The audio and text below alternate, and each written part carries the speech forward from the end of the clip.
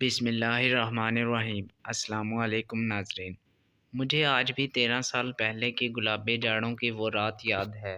وہ میری شادی کی رات تھی اور فرشاد نے اس بات پر سخت غصے کا اظہار کیا تھا کہ مجھے مباشرت کے بارے میں کچھ معلومات نہیں تھی۔ بے بسی کے احساس سے ہی مجھے جھرجھریاں آنا شروع ہو گئی تھی اور میں نے اسے مزید پیش رفت کرنے سے روک دیا تھا۔ دفع ہو جاؤ، فرشاد نے کہا تھا۔ جب تمہیں میری ضرورت ہو بتا دینا۔ میری ضرورت؟ میری سمجھ میں نہ آیا کہ کیا جواب دوں۔ ہمارے ہاں مڈل کلاس میں لڑکیاں چھپ چھپ کر کچھ جان لیتی ہیں، ورنہ انہیں مباشرت کے بارے میں یا تو کچھ پتہ نہیں ہوتا یا غلط پتہ ہوتا ہے۔ صبح ننت نے مذاق میں پوچھا کہ رات کیا کیا؟ میں نے سچائی سے جواب دے دیا کہ کچھ نہیں۔ پہلے تو وہ سخت حیران ہوئی اور پھر مجھے بتایا کہ اس کی شادی کی رات وہ صبح 4 بجے سب ہنگاموں اور رسموں سے فارغ ہوئے تو تب ہی اس نے اور اس کے شوہر نے موقع ہاتھ سے نہ جانے دیا۔ اس نے کہا کہ شروع میں تکلیف ہوتی ہے مگر بعد میں اچھا لگتا ہے۔ تکلیف کا سن کر مجھے اور ڈر لگا، مگر دوسری رات میں نے اپنے شوہر سے کہا کہ وہ ناراض ہونے کی بجائے جو چاہتا ہے کر لے، مجھے کوئی مزہ نہیں آیا۔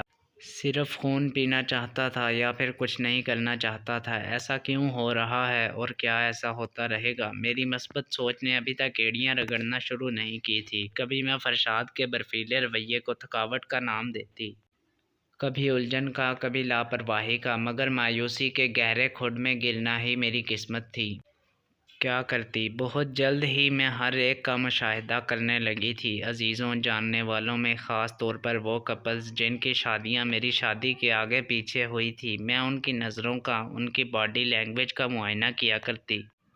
کبھی کبھی میری خود سمجھ میں نہ آتا کہ میں ایسا کیوں کر رہی ہوں، مگر لاشعوری طور پر میں یہ جاننا چاہتی تھی کہ دوسرے جنسی آسودگی کا لطف لے رہے ہیں کہ نہیں۔ دن بدن مجھے لگ رہا تھا کہ میں ندیدی ہوتی جا رہی ہوں۔ جیسے جیسے محرومی کا احساس مجھے پیچھے کی جانب دھکیلتا چلا جاتا، ویسے ویسے میں جواب میں مختلف غیر ملکی میگزینز میں سیکس کے موضوع سوال و جواب بہت اشتیاق سے پڑھنے لگی تھی۔ شادی کے پہلے، دوسرے اور تیسرے سال الجھن، بے عزتی اور ذہنی انتشار کی کیفیت میں گزر گئے۔ ان گنت راتیں، سینکڑوں لمحے اسی انتظار میں کہ کب میرا شوہر مجھ پر مہربان ہوگا۔ کبھی میں بستر چھوڑ کر قالین پر لیٹ جاتی، کبھی بڑبڑاتی اور کبھی زاروں قطار روتی۔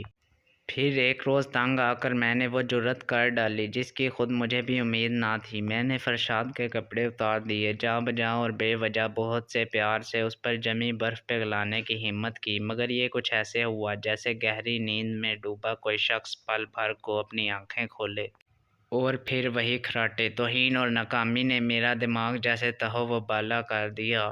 میں اپنی روح کو پتھر کا ہونے سے نہ روک سکی۔ تہذیب، پرورش اور شرم و حیا والے معاشرے کے جھوٹے جال میں پھنس کر میں کسی سے بھی اپنے دل کا حال نہ کہہ سکی۔ دنیا کو دکھانے کو میں مسکراتی، فرشاد کے لیے اچھے اچھے کھانے بناتی، گلدانوں میں پھول لگاتی اور پھر تھک ہار کر کانٹوں کے بستر پر سو جاتی۔